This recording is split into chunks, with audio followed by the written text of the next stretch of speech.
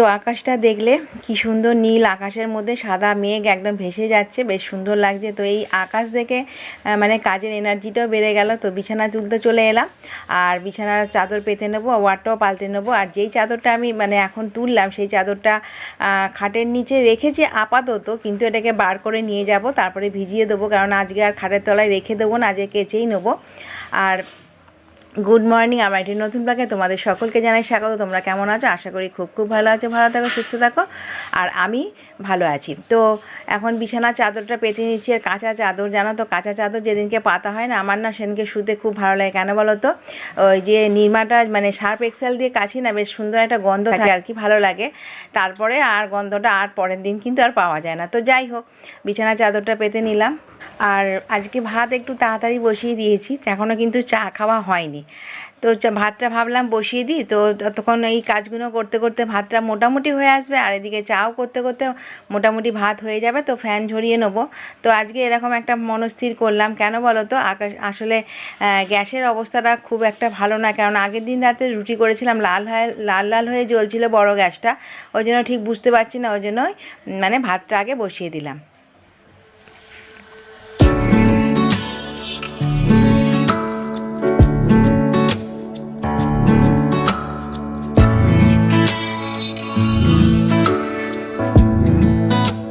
তো ভাতটা এদিকে ফুটছে, আর এদিকে তোমার কুমড়ো দিয়েছি ভাতে।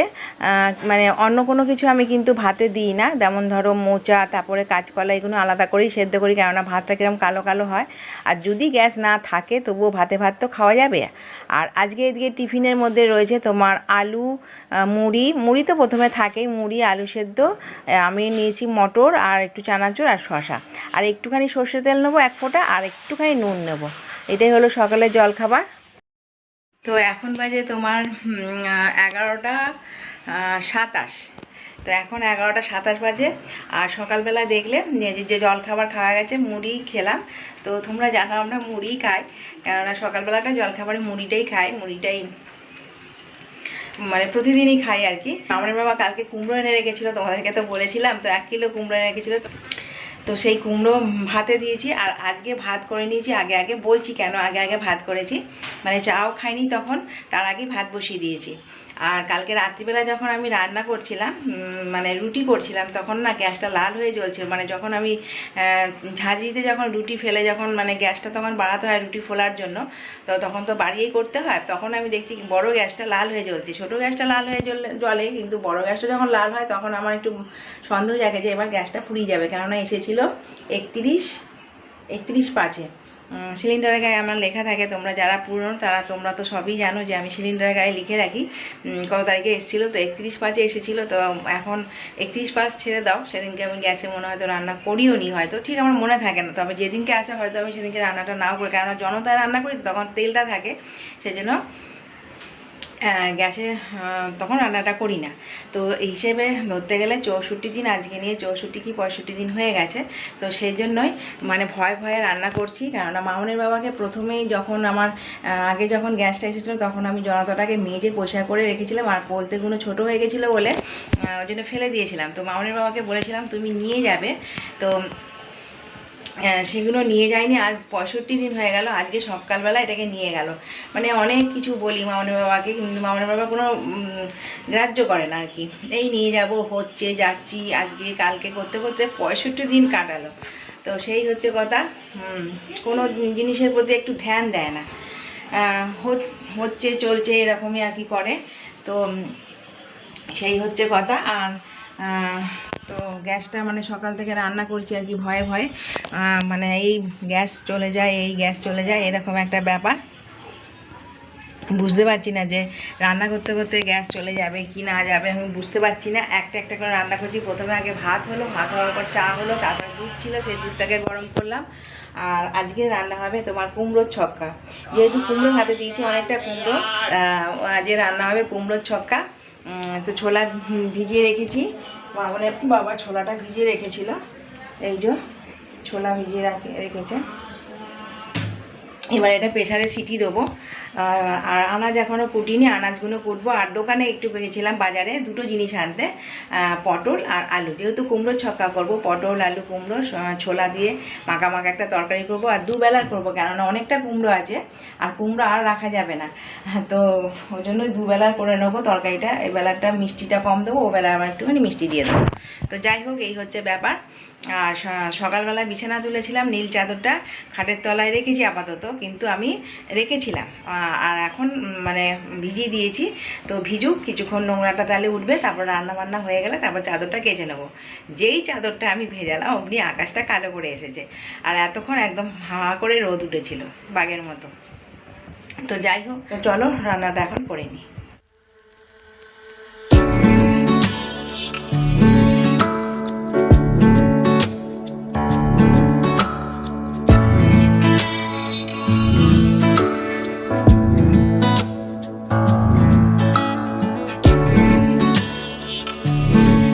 আর কড়াতে সর্ষে তেল দিলাম, তো করব তোমার কুমড়োর ছক্কা। তো পটলগুলোকে ভেজে নিয়েছি, একটুখানি নুন হলুদ দিয়ে ভালো করে ভেজে নিয়েছি। বেশি খরা ভাজিনি, যেহেতু তরকারির পটল।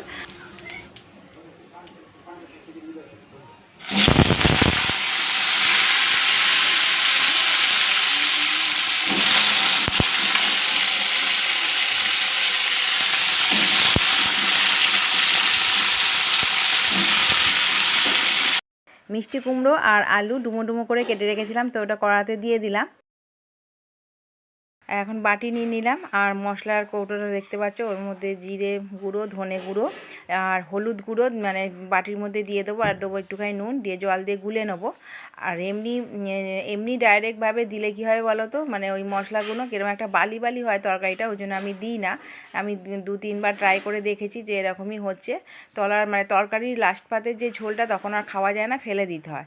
তো সেই জন্যই আমি জলের মধ্যে গুলে দিচ্ছি, আর ভালো করে চামচে করে গুলে তারপরে আমি তরকারির মধ্যে দেবো, দিয়ে ভালো করে কষিয়ে নেবো।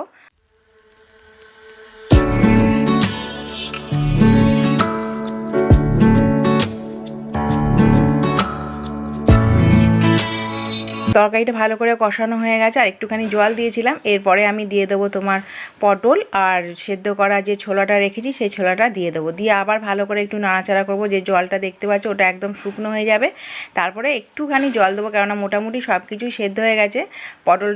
পটলটা তো সেদ্ধ মানে ভাজতে ভাজতে অনেকটা সেদ্ধই হয়ে যায়। তো ভালো করে এগুলো কষিয়ে নেবো, নিয়ে জল ঢেলে দেবো। 1:15 রান্না সারা হয়ে গেছে, বাসন টাসন মাজলাম, গ্যাস মুছলাম, গ্যাস ট্যাস মুছে তোমাদের বলেছিলাম চাদরটা ভিজিয়ে রেখেছি, চাদরটা কাচলাম, আর পরনের কাপড়টাকেও পাল্টে দিয়েছি, কেননা আর ভালো লাগলো না, কেননা একদম মানে গরমের মধ্যে আর ভালো লাগছে না। কাচাকুচির পর তখন মনে হয় যেন কাপড়টাই ছেড়ে ফেলি। তো হাফ শান হয়ে গেছে, মাথাটা খালি জল ঢালিনি, আর দেখো কেমন পাগলি পাগলি দেখতে লাগছে, মাথাটা উস্কো ফুস্কো হয়ে আছে চুলগুলো। আর মামনের বাবা এখনও আসেনি, তো বালতি জল ভরলাম, খাবারের একটা ডেচকি জল ভরলাম, কারণ ঠান্ডা জলটা কল থেকে খাবো বলে। আর তোমরা অনেকেই বলেছো কাপড়ে কলের মধ্যে কাপড় দিয়ে তারপর জলটা ছেঁকে যেন জলটা তুলি। হ্যাঁ, ওটা আমাকে করতেই হবে গো, কিছু কিছু জিনিস তো সম্ভব হয় না, তো এটা আমার একদম মানে সম্ভবের মধ্যেই পড়ছে, তো আমি সেটা করব। আর এখন মানে বাথরুমের জল ভরলাম, তারপরে এই যে আরেকটা বালতি আছে, ওই বালতিটা তোলা থাকতো, তো বালতিটা জল ভরলাম, বাইরে বালতিটা জল ভরলাম, সমস্ত জায়গায় জল টল ভরে এখন চলে এলাম তোমাদের সঙ্গে কথা বলছি। আর মামুন গেছে একটু কলপারে হাত ধুতে। আর কী বলে, হ্যাঁ তোমাদেরকে ব্যাক ক্যামেরা দেখিয়ে দেবো কী কী রান্না করলাম। এইগুলো দেখিয়ে টেকিয়ে একটুখানি বসবো শান্তিভাবে, আর না শান্তি হচ্ছে সব থেকে বড় জিনিস, কেননা সবসময় শান্তি পাওয়া যায় না। এখন আর কোনো কিছু কাজ নেই আপাতত। মামনের বাবা যতক্ষণ না আসছে যতক্ষণ না এসে স্নান টান করছে ততক্ষণ পর্যন্ত কিছু কাজ নেই, তো ততক্ষণ একটুখানি আরাম করে শোবো। এমনি শোবো মানে ঘুমিয়ে পড়বো না, এমনি শোবো। তারপরে মামনের বাবা যখন পুজো কমপ্লিট হয়ে যাবে তারপরে ভাত বাড়বো, ঠিক আছে? তো চলো তোমাদেরকে ব্যাক ক্যামেরা দেখাই কী কী রান্না করলাম। সেরকম কিছু রান্না একদম করিনি, কেননা ভয়ে ভয়ে আমাকে আজকে রান্না করতে হয়েছে, গ্যাসের ব্যাপার।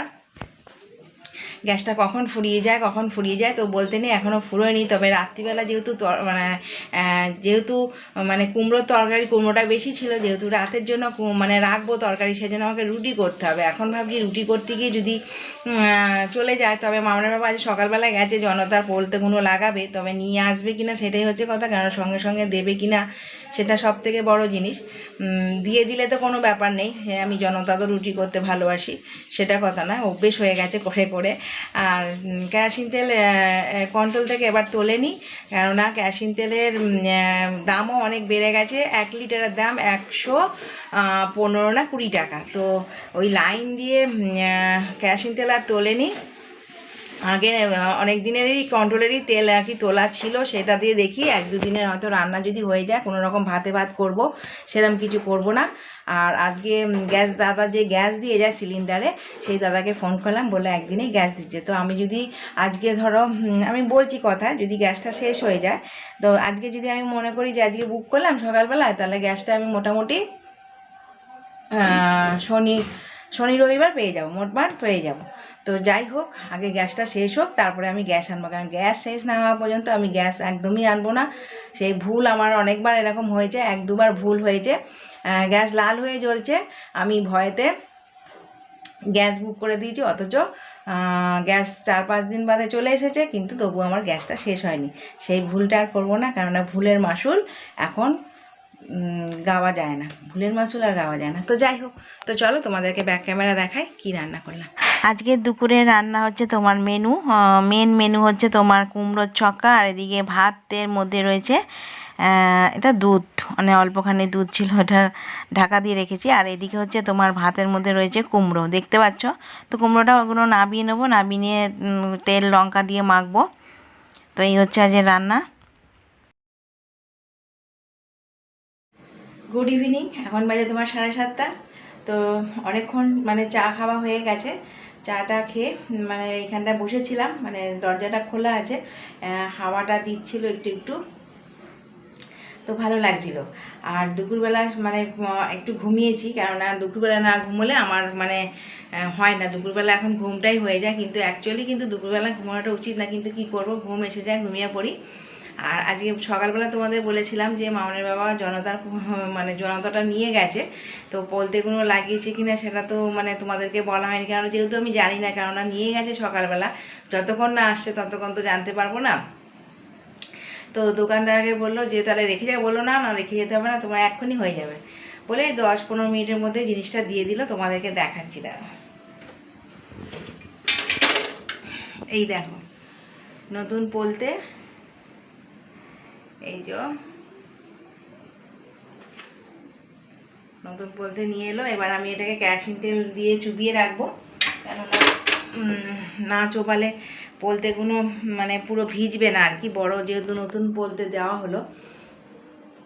তো গ্যাসটা মানে সকালবেলা ভয়ে ভয়ে তো রান্না করলাম, তো গ্যাস ছিল, এখন করব রুটি, আর তরকারিটা করাই আছে, তো রুটি করব। আর রাতের খাবারে আর আমাকে তরকারি করতে হবে না, কারণ ওই কুমড়োর ছক্কা আছে, কুমড়োর ছক্কাটা দিয়ে হয়ে যাবে। এখন রুটি করব, আর সেরকম কিছু করব না। তো মানে গ্যাস যে সিলিন্ডার দিয়ে সেই দাদাকে জিজ্ঞেস করলাম, বললো একদিনেই গ্যাস দেবে, তো কোনো অসুবিধা নেই। যদি আমার গ্যাস ফুরিয়ে যায় তো ফোন করলে আশা করি পরের দিন কি তারপরের দিন পেয়ে যাব, কেননা কেরোসিন তেল ওই ভাতেই করতে হবে, কিছু করার নেই। তো তো চলো রুটিগুলো করে নিই, করে নিয়ে তারপরে আবার একটু বিশ্রাম নেবো, কেননা এই গরমে তো বুঝতেই পারো যে যতটা বিশ্রাম নেওয়া যায়, যতটাই মানে শুয়ে বসে থাকা যায়, ততটাই ভালো লাগে, কাজ করতে ইচ্ছে করে না, কিন্তু কাজ না করলে আমার শরীর ভালো থাকে না, মন ভালো থাকে না। এই হচ্ছে আমার হয়, কাজ করলে শরীর ভালো থাকে, মনটা ভালো থাকে। তো চলো রুটিগুলো করে নিই।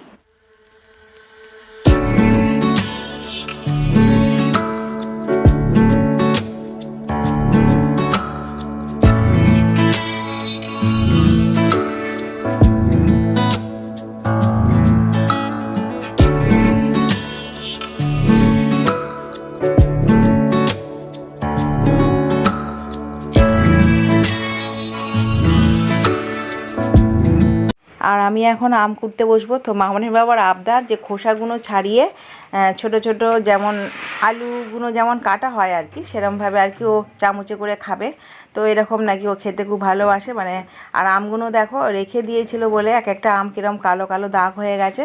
তো যাই হোক এরমভাবে আমগুলো কেটে নেবো। আর মামনের জন্য একটা আম রেখেছি, মামন বললো আমাকে দেবে, আমি একটা ডিজাইন করে কাটবো। তো মামন একটু ডিজাইন করে কেটেছে, তোমরা দেখতেই পাবে। তো আজকে রাতের খাবার হলো দুপুরবেলা যে তরকারিটা রেখেছিলাম কুমড়োর ছক্কা, রুটি, আম।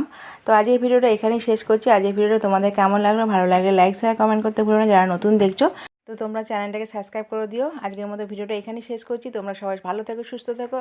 Good night, tata.